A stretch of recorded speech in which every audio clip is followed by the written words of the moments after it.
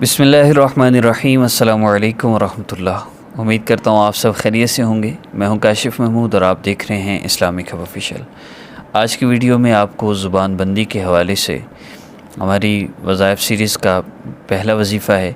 اس series کے بارے میں عرض کرتا چلوں تو بہت سے لوگ ایسے ہیں جو کسی کی زبان سے بہت تنگ ہوتے ہیں۔ زبان سے تنگ لمبی نہیں ہوتی، اصل مسئلہ یہ ہوتا ہے کہ چپ نہیں رہتی، ہر وقت کبھی غیبت میں، کبھی بہتان لگانے میں، کبھی چغل خوری میں، اور بہت سے لوگ ایسے ہیں جو ہمارا جینا مشکل کر دیتے ہیں۔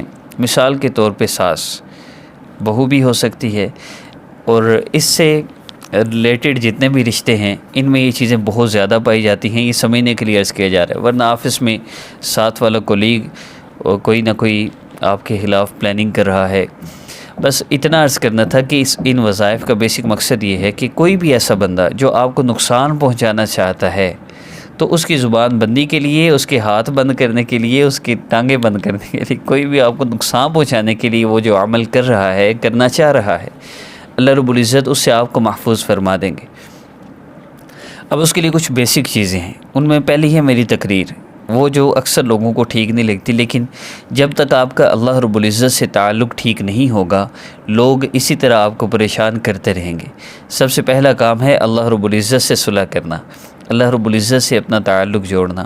اللہ رب العزت اتنی محبت کرنے والے اللہ، اور ہم اللہ رب العزت کی نافرمانی کریں، اتنی محبت کرنے والے اللہ اور اللہ رب العزت کو ہم ناراض کر دیں، ہم نے اس سے اپنے آپ کو بچانا ہے۔ جو بندہ اللہ رب العزت کو ناراض کیے ہوئے ہے، اللہ رب العزت کی نافرمانی والے اعمال کر رہا ہے، اللہ رب العزت بلا رہے ہیں، روزانہ 5 دفعہ بلاتے ہیں، نماز کے لیے بھی نہیں جا رہا، پرواہ ہی کوئی نہیں، بلانے والا کون ہے؟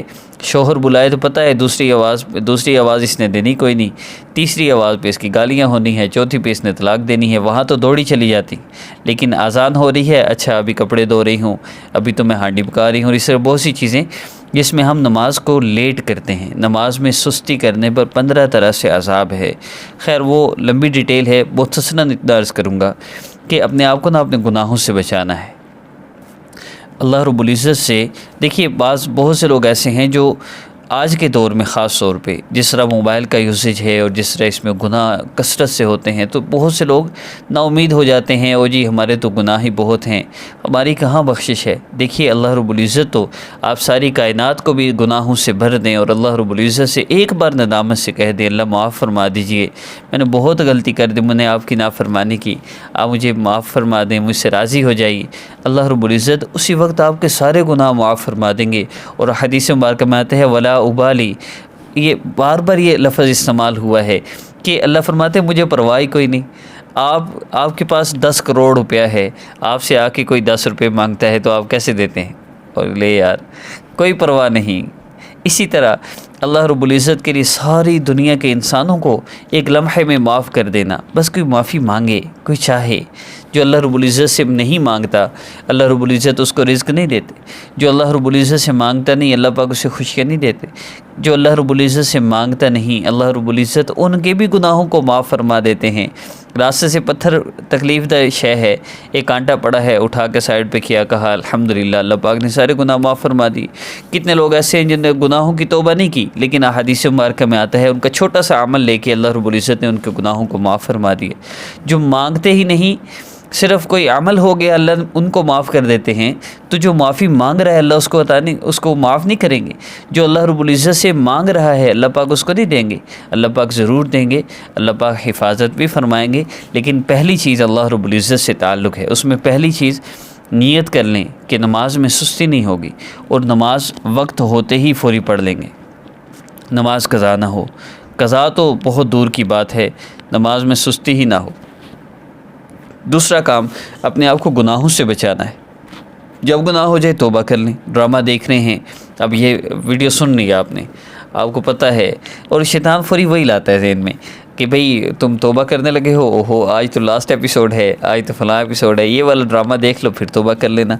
تو آپ نا ابھی توبہ کر لیں، ابھی یہ توبہ کر لیں کہ اللہ جی مجھ سے نا وہ گناہ چھوٹ نہیں رہا، میرا بہت دل کرتا ہے وہ ڈرامہ دیکھنے کو، پر اللہ جی آپ مجھے معاف فرما دیں، میں نیت کرتی ہوں نہیں دیکھوں گی۔ پھر شام کو جب وہ ایپیسوڈ لگے گی تو ظاہر سی بات ہے نوٹیفیکیشن بھی آئے گا، بند کر دے پہلے، لیکن پھر بھی اگر نہیں ہمت بند کرنے کی، کرنا چاہیے ویسے، چلے بند کر دیا، پھر بھی آپ یوٹیوب پہ گئے، وہاں جا کے آپ نے سرچ کر کے دیکھ بھی لیا نا، تو کوئی بات نہیں، پھر توبہ کر لیجیے۔ جب تک آخری سانس نہیں آ جاتا تب تک توبہ قبول ہو سکتی ہے۔ بار بار کر لیں، اللہ سے بار بار صلح کیجیے، اس سے دو فائدے ہوتے ہیں۔ ایک تو یہ کہ اللہ رب العزت جب بندہ توبہ کرتا ہے، اللہ پاک اس کے گناہوں کو بھی نیکیوں میں تبدیل فرما دیتے ہیں۔ تو جتنا وقت ڈرامہ دیکھنے کا لگا، اب یہ بھی نیکی میں تبدیل ہو جائے گا، تو شیطان ویسے آدھا گھنٹہ آپ سے کہاں نیکی کروا سکتا تھا، نیکی سے آپ کو روکتا رہتا، اور ہم میں اتنے کہاں گٹس تھے کہ ہم اتنی دیر کوئی عبادت کرتے۔ تو یہ جب گناہ نیکی میں بدلا، اب اس کو تکلیف ہوتی، پھر یہ گناہ نہیں کرنے دیتا، پھر وہ گناہوں سے روکتا ہے، وہ کسی اور عمل میں لگا دیتا ہے، کوئی ایسا گناہ جس میں بندہ توبہ بھی نہ کرے۔ خیر، یہ تو بیسک چیزیں ہو گئی وظائف کے اثر کے لیے۔ اگر چاہتے ہیں وظیفہ اثر کر جائے تو اس کے لیے نماز کی پابندی اور اپنے آپ کو گناہوں سے بچانا، گناہ ہو جائے تو توبہ کر لینا۔ اب بڑھتے ہیں وظیفہ کی طرف۔ عمل آپ نے احادیث مبارکہ پر عمل کرتے ہوئے کرنا ہے۔ میرے وظائف کے دو سیٹ اپ ہیں، دو حصے ہیں۔ پہلا حصہ ہے اللہ رب العزت کی عظمت اور بڑائی سننا، اللہ رب العزت کے تعلق کی بات سننا جو پہلے ہوئی، جو اکثر لوگوں کو تقریر لگتی ہے وہ بے شک نہ سنیں۔ دوسرا وظیفہ کرنا، اور وظیفہ میں بیسک کیا ہے؟ 3 چیزیں ہیں۔ پہلا حدیث مبارکہ ہے، نبی علیہ الصلوۃ والسلام نے فرمایا، میرے صحابی جب تم اللہ رب العزت سے مانگو تو یوں مانگو، اللہ رب العزت کی عظمت اور بڑائی بیان کرو، جتنا ہو سکے مجھ پر درود پاک پڑھو، اور جو چاہو اللہ سے مانگ لو۔ اب یہ بیسک سیٹ اپ ہے۔ آپ نے 2 رکعت نفل حاجت کی نیت سے پڑھنے ہیں، اس کے بعد آپ نے اللہ رب العزت کے محبوب صلی اللہ علیہ وآلہ وسلم پر درود پاک پڑھنا ہے۔ کم از کم مقدار 3 دفعہ ہے، درود ابراہیمی پڑھ لیجئے، زیادہ کی کوئی حد نہیں، سامنے درود پاک شو ہو رہے ہیں، جتنا چاہے آپ پڑھ لیجئے۔ اس کے بعد آپ نے درود پاک پڑھنے کے بعد دعا کرنی ہے۔ اب اس دعا پر آقا پاک صلی اللہ علیہ وسلم نے فرمایا ہے، جو چاہو مانگ لو۔ آپ نے دعا کیسے کرنی ہے؟ اللہ رب العزت کی عظمت اور بڑائی، یا منتقم یا اللہ جل جلالہ، یا منتقم یا اللہ جل جلالہ، آپ نے اللہ رب العزت کے اس اسم مبارک کو 10 دفعہ پڑھنا ہے۔ اس کے بعد آپ نے درود پاک پڑھنا ہے۔ اس کے بعد آپ نے دعا کرنی ہے۔ دعا میں اللہ رب العزت سے یہ عرض کرنا ہے، پیارے اللہ، آپ نے مجھ پر اتنے احسانات فرمائے، اور جتنی بھی نعمتیں آپ کے ذہن میں آتی ہیں 2-4 منٹ ان کو بیان کیجئے، پھر عرض کیجئے، پیارے اللہ ایک احسان اور فرما دیجئے، میرا یہ مسئلہ حل فرما دیجئے۔ اللہ سے مانگ لیں، اور جب آپ دعا کر لیجئے آخر میں 3 مرتبہ درود پاک لازمی پڑھ لیجئے گا۔ اب بڑھتے ہیں آخری بات کی طرف۔